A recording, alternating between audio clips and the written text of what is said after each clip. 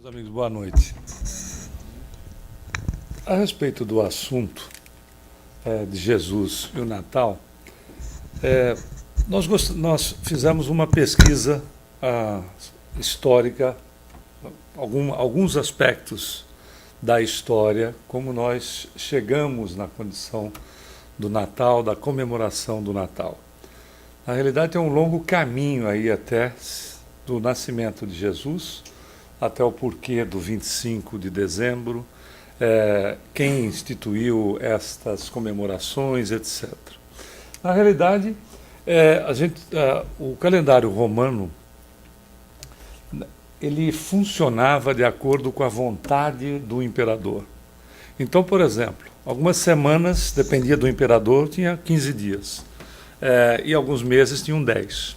Então, quando nós falamos a respeito da condição de período de existência, é tudo muito relativo, né?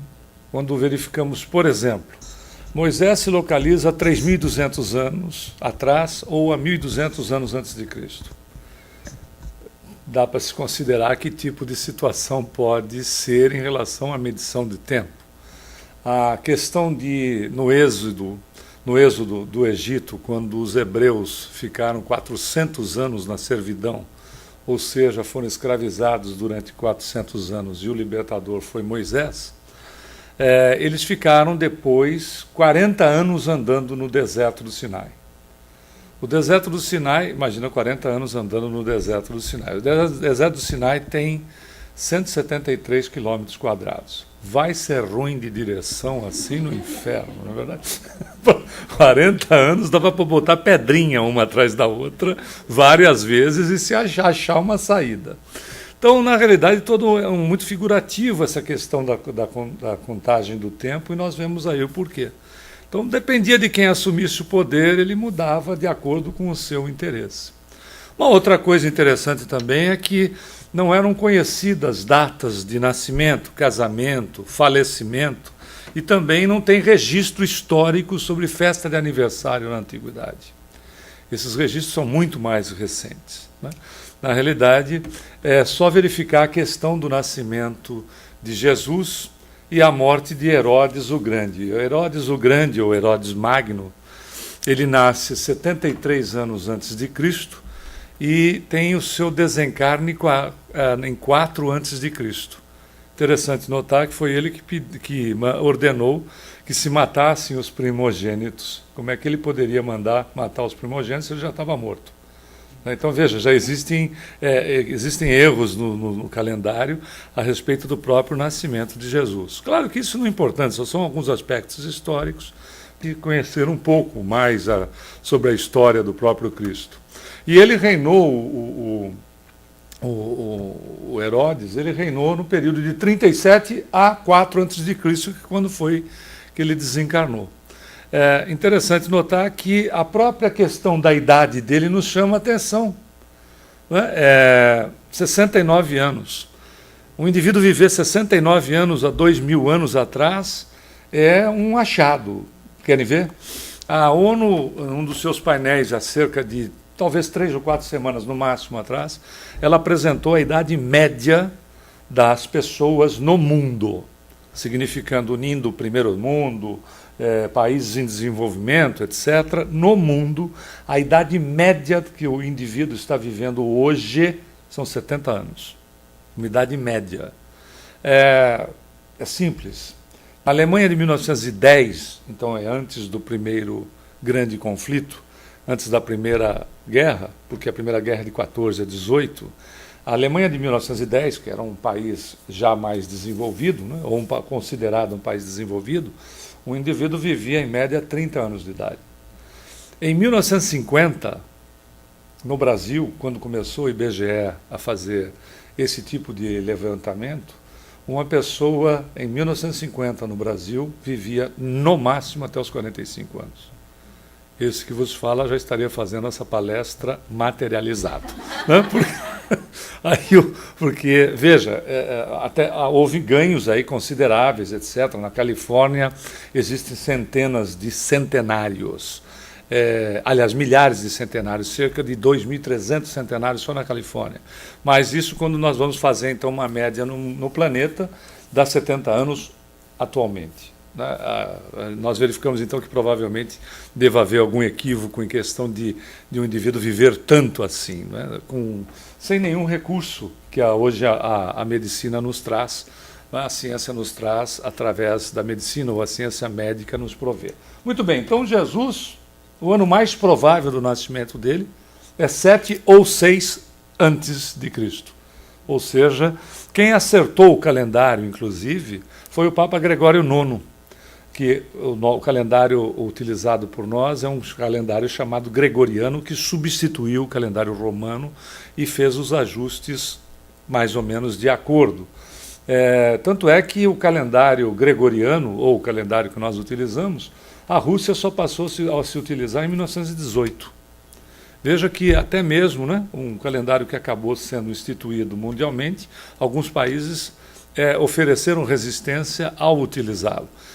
Então, a questão do tempo se dá de uma maneira bastante diferente, dependendo da região. Os próprios primeiros cristãos comemoravam o nascimento de Jesus. Somente a partir do ano 350 da nossa era é que ele começou a ser comemorado. Mas é interessante notar que os povos da antiguidade nos trazem, então, informações sobre esta questão do 25 de dezembro. Por exemplo, os celtas. Os celtas, eles viviam nas Gálias. As Gálias é hoje o território francês. Os celtas são os franceses. Os celtas, até mesmo o codificador, né, Allan Kardec, teve uma reencarnação entre eles. O Allan Kardec, ou o Hippolyte Denisard Léon Rivel, que se utilizou do pseudônimo Allan Kardec, era o nome dele, do Hippolyte, do codificador, utilizado numa das reencarnações dele, que foi entre os celtas, que ele era um sacerdote druida. E esse nome Allan Kardec era o nome, então, que aquela personalidade se utilizava na época. Então ele viveu no meio entre os celtas. Interessante que os celtas trazem ensinamentos bastante pontuais no que diz respeito à reencarnação. Eles entendiam da reencarnação, eles aceitavam a reencarnação, não com esse nome. Tanto é que quando eles combatiam com os romanos, que com o tempo foram completamente conquistados, os mortos, né, os corpos, eles não davam importância. Os romanos se espantavam com isso, porque eles entendiam que o importante era o espírito e não necessariamente o corpo. Então eles abandonavam o corpo do soldado morto no campo de batalha, porque eles tinham muito firme esta noção de reencarne, etc. Veja que o próprio codificador vai sendo preparado gradativamente dentro de um processo de aceitação daquilo que é lógico, né? Entendendo que reencarnação não está atrelada à religião, à aceitação, à cor, a nascimento, etc. Não tem absolutamente nenhuma relação com esses aspectos. Reencarnação é um processo, é uma metodologia evolutiva, é uma metodologia educacional. Significa dizer o seguinte: existem três fatalidades, duas delas não nos acompanham, não é uma fatalidade que fica para a nossa existência como espírito. Duas delas funcionam enquanto a metodologia reencarnatória estiver atuando em nós. Significa dizer o seguinte: fatalmente você vai desencarnar. Tem alguma dúvida disso? Não tem, né? Como fatalmente você vai reencarnar? Ah, mas eu não quero, mas vai. É interessante ter consciência a respeito, né? Porque não ter consciência a respeito se perde a oportunidade de uma maneira mais integral. Não é privilégio. Consciência não é ter privilégio sobre os outros. Consciência é ter mais responsabilidade, a começar de si mesmo, né? No que diz respeito em relação ao outro. Mas o aspecto reencarnatório ou desencarnatório oferece essas duas fatalidades durante esse período. Terminado essa necessidade, porque reencarnação, então, como dissemos, é metodologia evolutiva, terminada essa necessidade, existe uma fatalidade da qual a gente não escapa. Você vai ser bom. Acabou. Se quer, não quero, vou adiar, etc., não tem jeito. Porque nós não conseguimos contrariar a nossa genética indefinidamente. Por isso que Jesus disse, vós sois deuses. Que ele falava exatamente da nossa condição interior. Temos a potencialidade todo divina em nós. À medida que a exercitamos, nós vamos então colocando em evidência aquilo que hoje, por vezes, nós nos surpreendemos com determinadas pessoas. Ama-se não por decreto, mas por exercício. Perdoa-se não por decreto, mas por exercício. E assim sucessivamente. Mas interessante, voltando aos aspectos dos celtas, eles faziam uma comemoração no solstício de inverno, que era em 25 de dezembro. Era um momento extremamente importante para as suas vidas, porque começava o inverno. E o grande problema, que eles faziam então uma festa, porque eles não sabiam se iam viver até o ano seguinte, dado que a situação do inverno rigoroso, não tinham certeza se os alimentos eles conseguiriam sobreviver, porque a quantidade de alimento era pequena, tanto para eles como as rações para os animais. Então eles faziam uma festa no dia 25 de dezembro, e essas festas duravam até o dia 6 de janeiro. Interessante, né? Dia 6 de janeiro tem uma comemoração que é dia de Reis, né? Mas veja que exatamente são as influências que vêm muito tempo antes de Cristo. Por exemplo, em Roma, o solstício de inverno também era celebrado muitos séculos antes do nascimento de Jesus. Os romanos chamavam essas festas de Saturnálias. Estas festas, que eram em homenagem ao deus Saturno, que ele era o deus da agricultura. Então, durante o período dessa homenagem, essas festas ocorriam em homenagem a ele, porque ele ia, então, permitir o descanso da terra durante o inverno. Era interessante notar que essas Saturnálias eram umas festas de comes e bebes e muita orgia. E essa questão de comes e bebes, o romano é tão interessante, porque o romano, falamos da Roma antiga, evidentemente, eles têm um ditado, e tinham um ditado, que dizia: o homem cava a sua sepultura com a própria boca.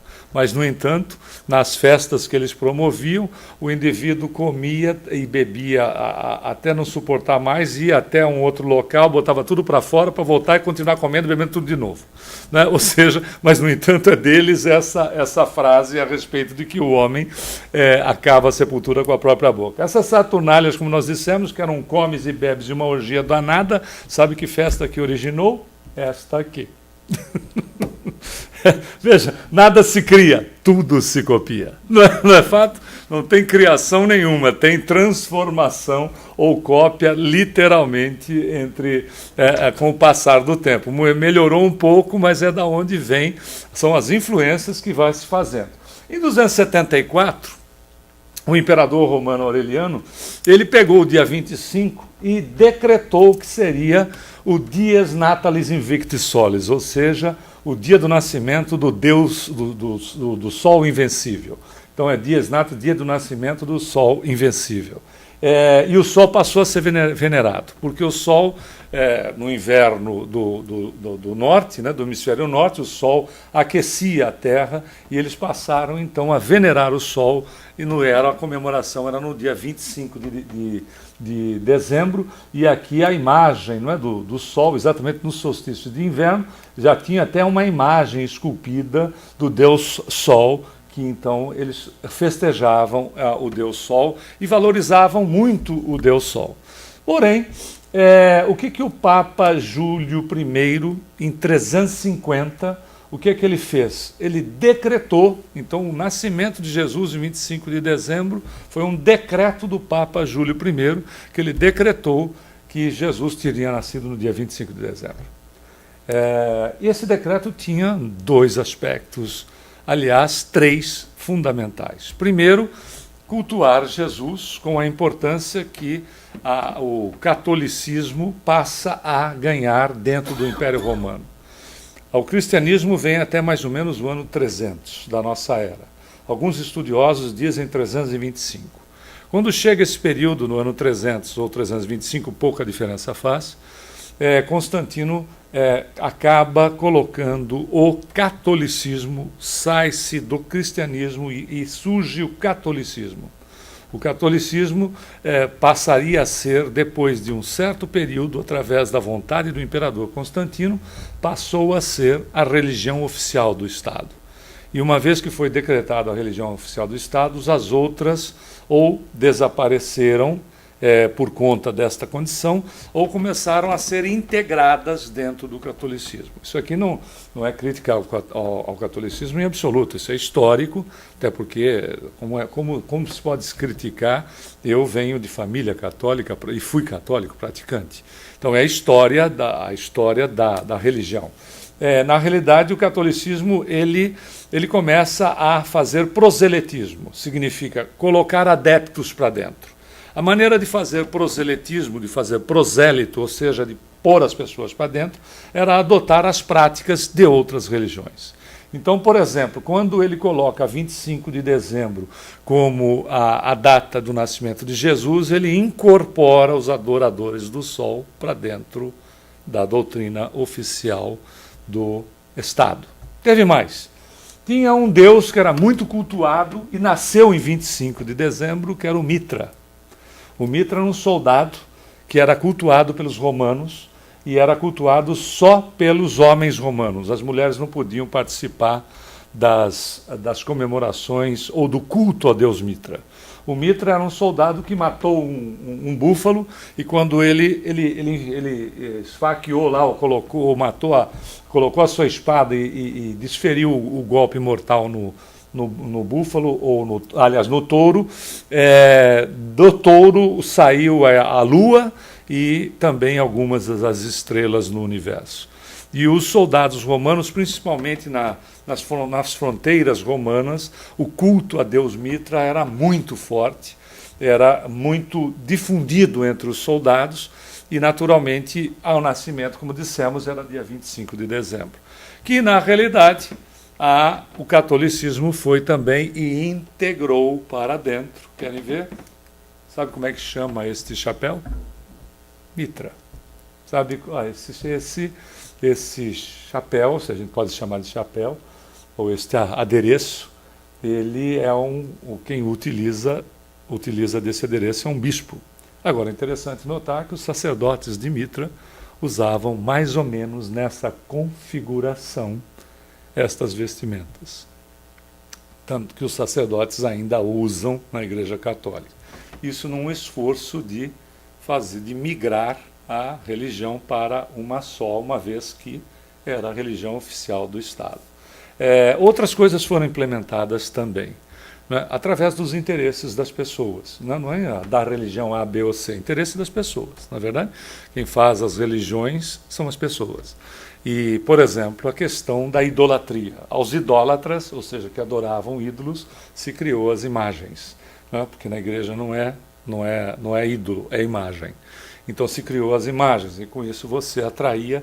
Claro, havia um esforço aí do plano espiritual nesse processo, sem sombra de dúvida, porque você está fazendo o quê? Você está difundindo uma doutrina de amor, não é uma religião, porque Jesus não trouxe religião alguma. Você está de uma maneira...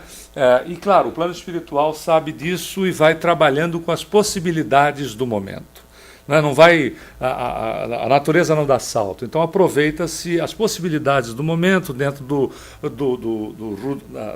processo rudimentar de compreensão da criatura, eles vão colocando, até porque há um processo natural, evolutivo dentro desta situação, que é efetivamente o racional. Né? Não se pode impor as coisas. Por isso que Jesus não impôs nada para ninguém, porque ele sabia que precisava de um tempo. Há 2000 anos atrás, quando a sua vinda, não é um processo impositivo para quem quer que seja. Ele lança a semente do Evangelho. E ele, claro, evidentemente sabia que nós teríamos toda uma caminhada aí, todo um exercício para começarmos a entendê-lo de uma maneira objetiva, dos aspectos dos seus ensinamentos, a entendê-lo de uma maneira objetiva, efetiva em relação àquilo que significa para a vida das criaturas. Esse é outro cidadão importante em relação a essas datas que nós comemoramos. São Nicolau de Mitra. O Nicolau de Mitra ele foi canonizado, inclusive, porque ele era um médium de grandes possibilidades, era um sacerdote, e ele ficou conhecido como São Nicolau, ou São Nicolau de Mitra.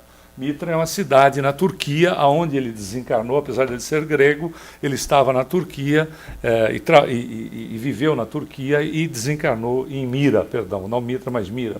Ele desencarna em Mira. O ponto todo do Nicolau, ou do São Nicolau, é que ele era, além de um médium, onde foi atribuído uma série de milagres, porque as pessoas não entendiam o processo mediúnico e consideravam as coisas como milagres, né? Ou seja, as leis de Deus sendo adulteradas através dos milagres.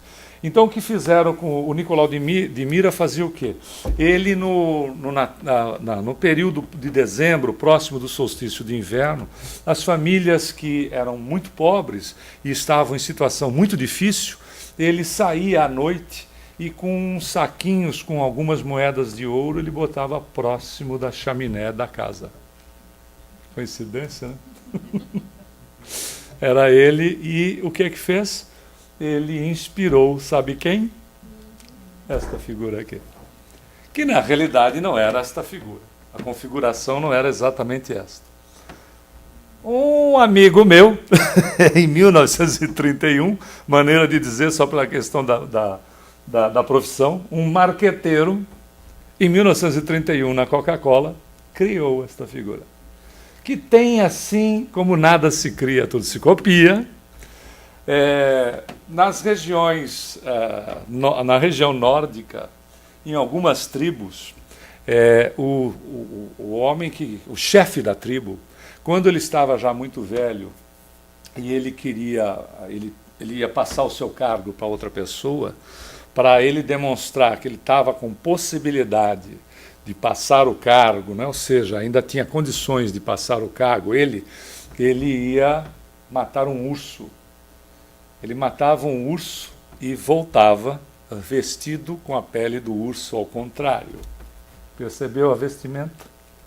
Da onde foi uma certa inspiração.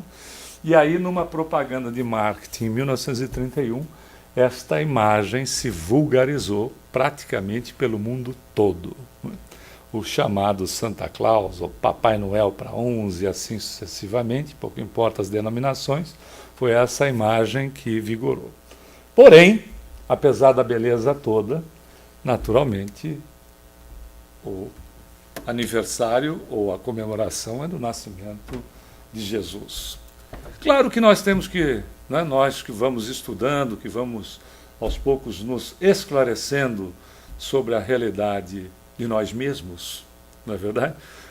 Vamos nos conhecendo sobre a realidade que nós somos, espíritos. Nós sabemos que esta data, pouco importa, na verdade, se Jesus nasceu no dia 25 de dezembro ou nasceu em qualquer outro dia do mês, do ano, seja lá como for, não é verdade? Alguns estudiosos acham, inclusive, que ele era ariano, que ele era do mês de abril. Tem algum ariano aí?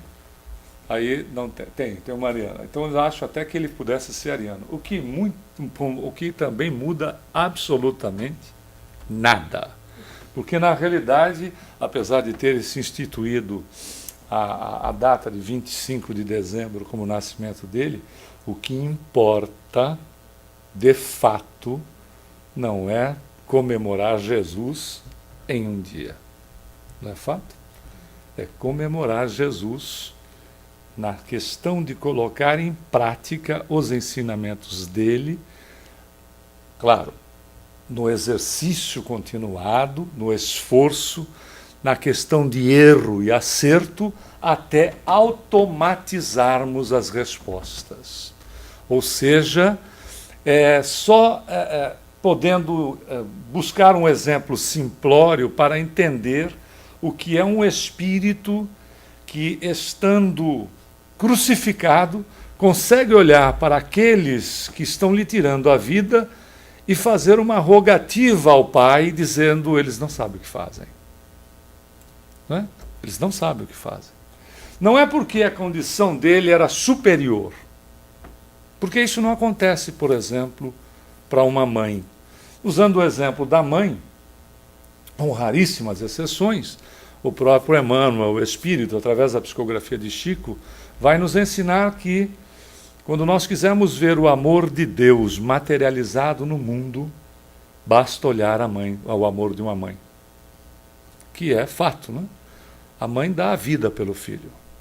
Isso é uma realidade. O pai geralmente quer negociar, mas o fato, a mãe dá a vida pelo filho. E é tão fantástico essa questão que André Luiz, no capítulo 13 do livro Missionários da Luz, cujo título é a Reencarnação, ele vai nos ensinar que o amor da mãe, mesmo inconsciente, ou seja, a criatura pode não ter consciência sobre esta condição de doação, essa capacidade de doação, o amor da mãe ela é tão significativo que quando, e ele aí usa o exemplo de Sigismundo, quando Sigismundo vai reencarnar, André Luiz diz que as energias perispiríticas, parte das energias perispiríticas, ou seja, do perispírito de Sigismundo, que é o personagem dessa passagem, ele deixa no plano espiritual, porque com o período que ele ficou no plano espiritual, ele assimila energias no seu perispírito, lembrando que energia é matéria, ele assimila através da convivência no plano espiritual, no período de vida no plano espiritual, e também através da alimentação que ele faz no plano espiritual. Ele se despoja desse processo, ele não explica como funciona, mas a mãe, antes dele começar, quando começa o processo reencarnatório, ele não está ainda, o óvulo na mulher ainda não está fecundado. Ela faz doação do seu perispírito, ou seja, de energias perispirituais, ou seja, de matéria, para o perispírito do reencarnante. Tanto é que, no ano de 1940, cientistas italianos financiados pelo regime nazista, fizeram uma pesquisa onde eles denominaram, através do uso do espectrômetro, naquela época, eles denominaram como campo de vida. O que era o campo de vida?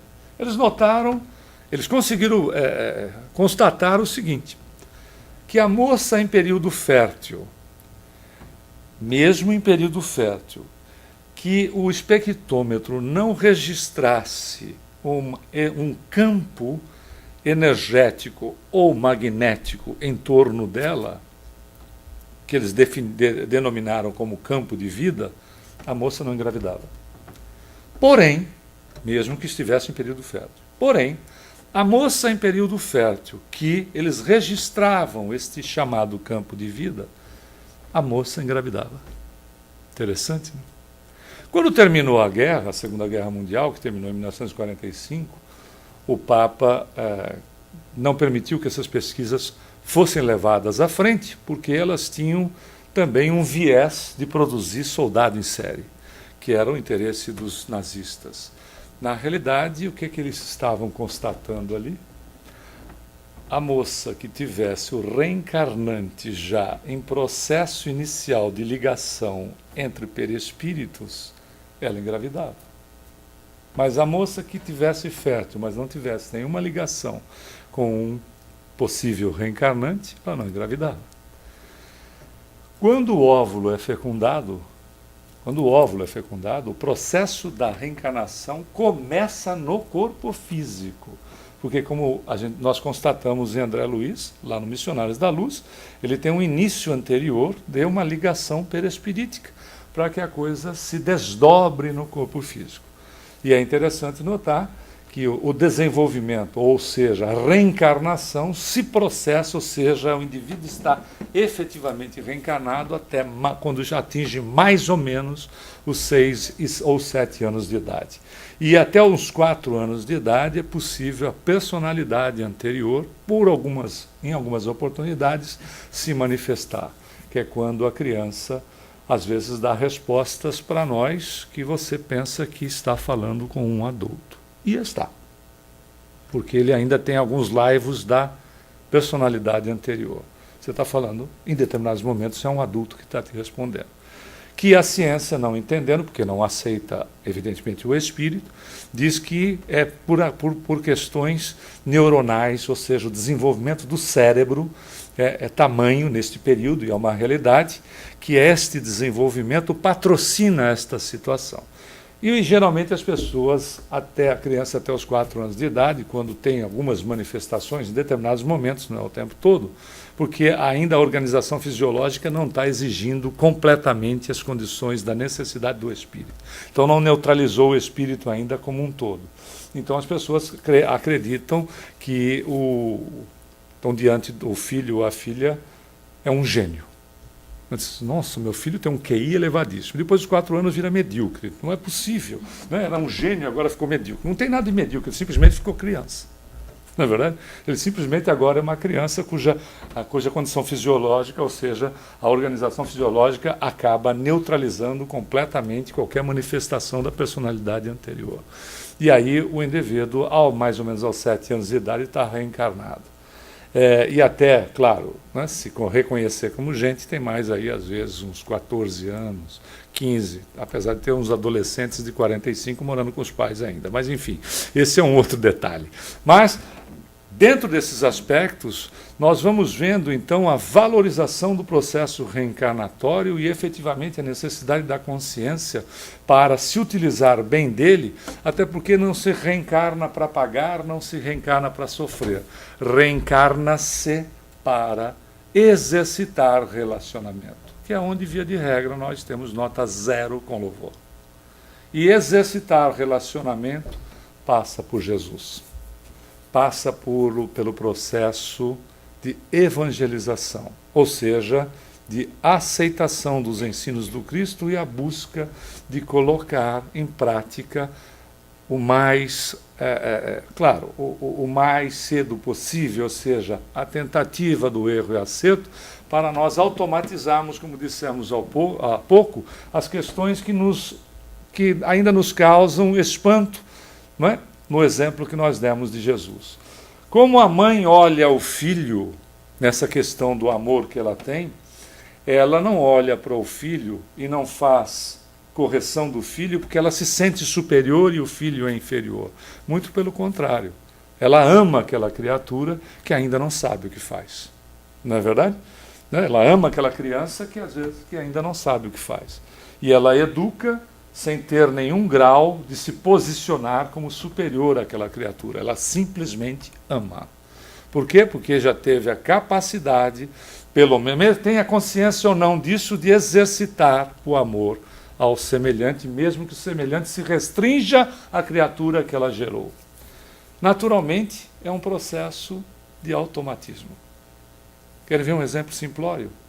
Quem aprendeu a dirigir aqui já aprendeu a dirigir com carro automático, a rigor, não foi? Mas quem aprendeu a dirigir no Brasil, o carro era manual. Aí você tinha que apertar o pedal da embreagem, engatar a primeira marcha e soltar o pedal devagarinho. E aquela coisa morria. Depois que você conseguia fazer aquela coisa andar, tinha que olhar neste espelho, dar seta, etc. Ainda manter o carro em linha. E o sujeito que estava do teu lado ainda queria conversar com você.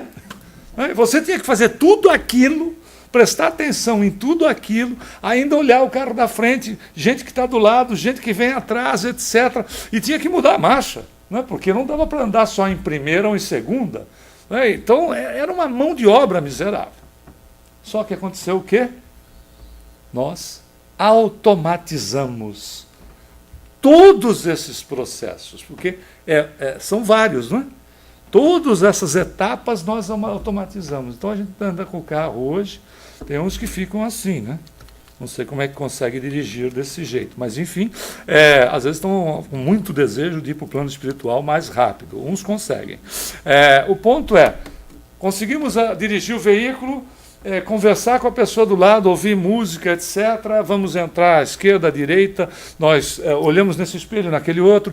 Todo um processo que funciona automático, quando estamos indo para o trabalho, estamos pensando no que tem que fazer hoje, naquilo que a gente tem de compromisso, etc. Estamos pensando na agenda do dia, com a maior naturalidade.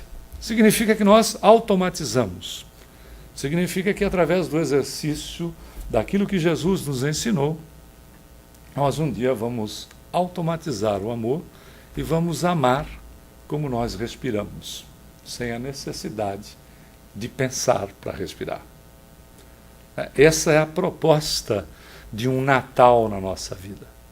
Não a proposta só da comemoração do dia 25 de dezembro, mas a proposta efetiva de colocarmos o Natal de Jesus, ou seja, o nascimento dele em nós mesmos, todos os dias da nossa existência. Estejamos na dimensão que nós nos encontramos. Então, se a gente quer comemorar o Natal de Jesus de uma maneira suave, alegre, desta forma, claro, considerando o dia 25, a gente pode comemorar de todas as maneiras possíveis e imagináveis. Mas o maior presente que nós podemos dar para Jesus, o presente de fato, né, rico, maravilhoso que a gente pode dar para Jesus, é exatamente fazer aquilo que nos ensinou.